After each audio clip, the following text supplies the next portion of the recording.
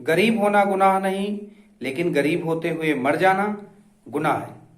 This is Shivkesh Pandey, motivational speaker and maths expert.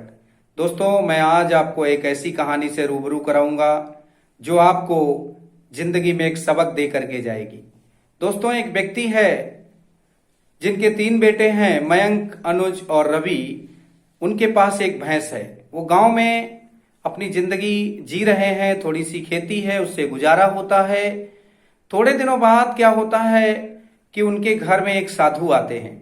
साधु अपने चेले के साथ आता है और रात में साधु लेटा होता है तो अपने चेले के साथ विचार करता है कि इनकी भैंस तो बहुत अच्छा दूध देती है, बहुत अच्छी है।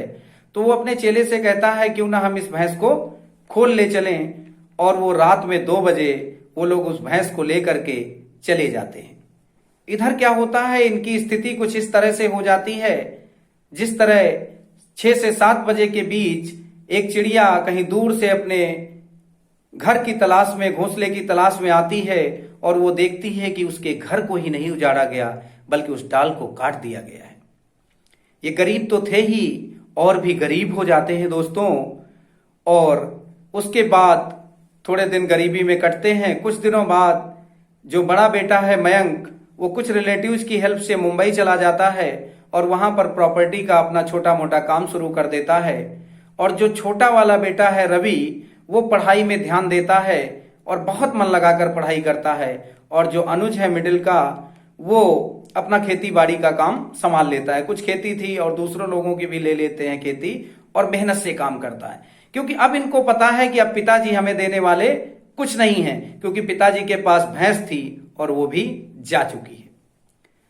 दोस्तों, 7 से 8 साल बीतते हैं तो मयंक जो प्रॉपर्टी का काम शुरू किया था, प्रॉपर्टी की नामी गिरामी हस्तियों में शामिल हो जाता है। बंगला, गाड़ी, कार, सारी चीजें उसके पास हो जाती है। और जो रवि है सबसे छोटा वाला, वो आईएएस का एग्जाम पास कर लेता है। और दोनों क्योंकि सपोर्ट करते थे बीच वाले भाई को, तो वो भी अपना दूसरों की खेती ले लेता है। खेती बाड़ी में वो अच्छा नाम कमाता है। दोस्तों, एक बार होली में वो तीनों भाई बैठे होते हैं, पिताजी भी होते हैं। वो बातचीत करते हैं कि भाई हम लोग तो गरीब हुआ करते थे, एक भैंस थी हमारे पास। वो साधु जिस दिन से हमारे यहाँ आए उसी दिन से हमारी किस्मत बदली। या यूं कहें, वो लोग सोचते हैं अच्छा वो भैंस खुली थी तभी से हमारी किस्मत बदली। तो वो लोग सोचते हैं कि क्यों ना हम आज सक्षम हैं तो उस साधु को बुला करके और साधु को कुछ सम्मानित करें, कुछ पैसे दें।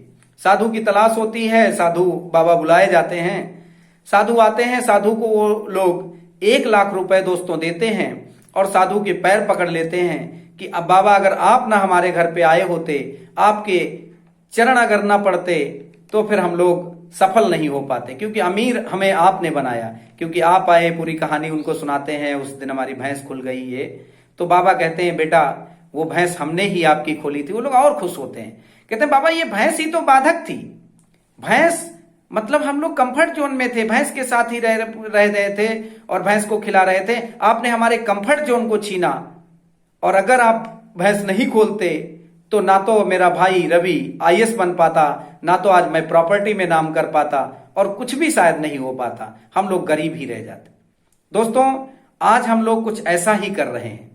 हर कोई कंफर्ट जोन में रहना चाहता है और जब वो जॉब नहीं पाता है ढंग की तो वो प्रश्न चिन्ह लगाता है, क्वेश्चन मार्क लगाता है सिस्टम पर। दोस्तों, आप ये सोचिए, क्या सचिन आराम से खेलते हुए सचिन तेंदुलकर बन गए?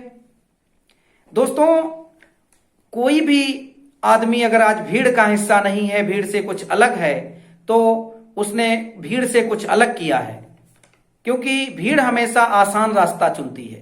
तो आपको अपने कंफर्ट जोन को, आरामदायक जिंदगी को अभी से छोड़ना होगा अगर आपको अमीर बनना है। दूसरी बात दोस्तों बताना चाहूंगा कि हमारी जिंदगी एक आइसक्रीम की तरह है। अगर आप इसको टेस्ट नहीं करेंगे समय पर तो ये वेस्ट तो हो ही जानी है, आइसक्रीम की तरह। दोस्तों, अगर आप कोई भी छोटा काम शुरू कर देते हैं, क्योंकि हमारे यहां ऐसा देखा जाता है अगर आपने पढ़ाई कर ली है तो फिर कहा जाता है कि अब कुछ करो, और जब आपको जॉब नहीं मिलती है ढंग की तो आप कुछ भी शुरू कर देते हैं। आप वो शुरू कर देंगे जिसके लिए आप बने नहीं हैं। तो आप सफल नहीं हो पाएंगे। दोस्तों 90% आदमी अपनी जॉब से सेटिस्फाई नहीं है, और जब वो जॉब से सेटिस्फाई नहीं होगा, उसी काम को करेगा तो उसमें वो सफल बिल्कुल नहीं होगा, ये गारंटी है। कुछ पैसे कमा लेना अलग बात है। दोस्तों भीड़ का हिस्सा ना बने। जो आपका हुनर है, जो आपको क्वालिटी उस सृष्टा ने दी है, उसको समझें और उसी काम को करें। जब आप उस काम को करेंगे तो आप सफल होंगे। और हार्ड वर्क करें। स्मार्ट वर्क भी जरूरी है और हार्ड वर्क भी जरूरी है।